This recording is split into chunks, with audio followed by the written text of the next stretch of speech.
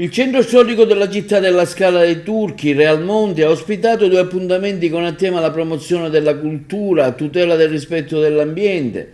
L'evento è stato promosso con il comune di Real Monte, con la Proloco Scala dei Turchi, il Lions Club Agrigento Valle dei Templi, il CIF, la sezione locale della Filapa, al fine di valorizzare il centro storico realmontino, che non è solo Scala dei Turchi, ma il patrimonio di bellezze artistiche e paesaggistiche. Il sindaco Sabrina Lattuca, dopo l'inaugurazione della mostra personale di scultura Rigenerazione di Stefano Gallitano a cura di Giovanni Proietto, all'interno della torre orologio con 20 opere realizzate con materiali di scarto rielaborati con una tecnica personalizzata all'autore, ha dato il suo saluto partecipando all'incontro dibattito. Comunicare lo sviluppo sostenibile è una sfida possibile, un'iniziativa che rientra nell'ambito della rassegna letteraria Memoria e Patrimonio coordinata dal professore Luciano Carruba, ideata dal primo cittadino alcuni anni fa. Manifesto tutta la mia soddisfazione a nome della comunità di Real Monte. Rassegna letteraria Memoria e Patrimonio, che è un contenitore dove vengono ospitate persone illustri, professori universitari, esperti nelle varie materie.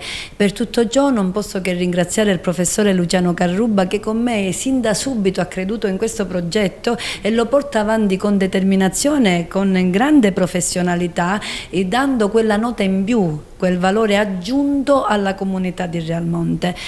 Stasera appunto ci sarà sia una mostra di pittura ma anche di scultura dell'artista Gallitano promossa da Giovanni Proietto, e anche un dibattito sulla rigenerazione i cui relatori insomma sono il professore Pira e il professore Cellura.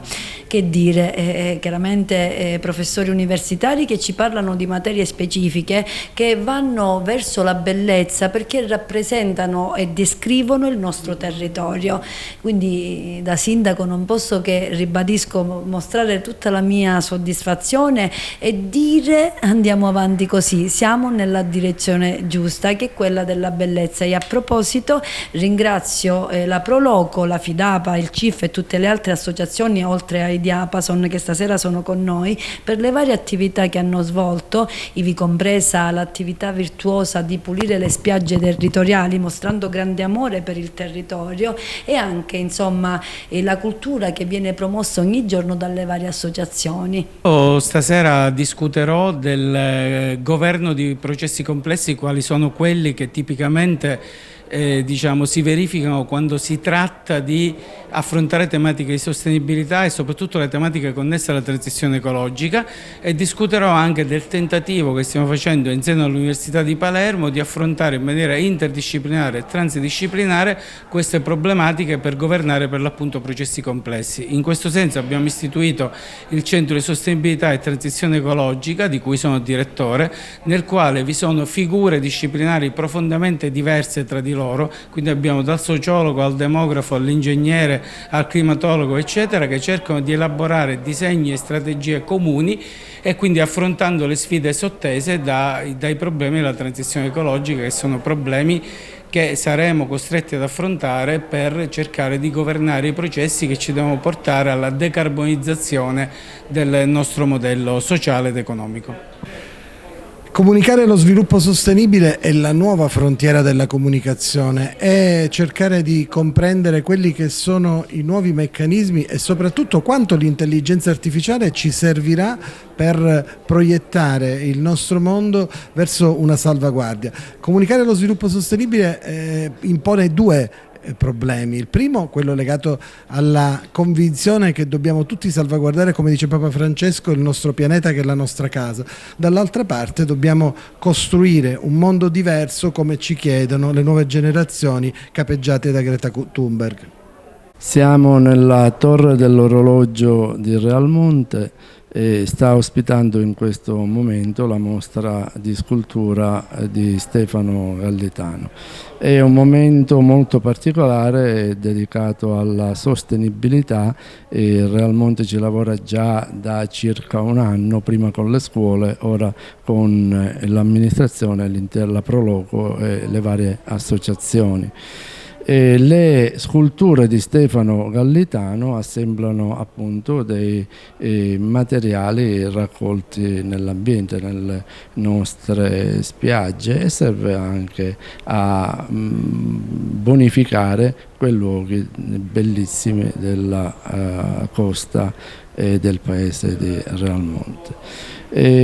Siamo nel centro urbano di Realmonte, nella via Belvedere, e puntiamo dal punto di vista turistico a promuovere il nostro centro urbano affinché l'attenzione che la nostra Scala dei Turchi attira venga poi, ci favorisca e ci permetta di portare i turisti anche in queste zone. Secondo appuntamento della rassegna letteraria Memoria e Patrimonio, il tema di oggi è la sostenibilità, la cultura dello sviluppo sostenibile.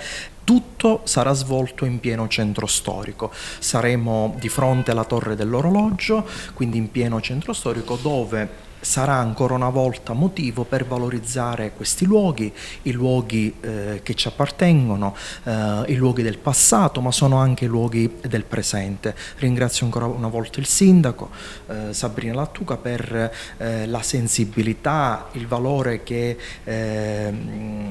propone in ogni attività. Ringrazio il Comune di Realmonte e la sua sindaca per aver coinvolto il Lions Club Agrigento Valle dei Tembre, che ho l'onore e il piacere di presiedere in questo straordinario momento di approfondimento e condivisione di una tematica di grande attualità e di interesse, l'ambiente. Noi Lions, e lo è quest'anno in maniera estremamente predominante su questa tematica, sia per gli aspetti che ci riguardano direttamente, per quanto di necessario c'è da fare per le future generazioni. Discutere, approfondire, trattare l'argomento in special maniera, argomentando sul tema e la comunicazione e dello sviluppo sostenibile, è una scelta tematica di grande interesse.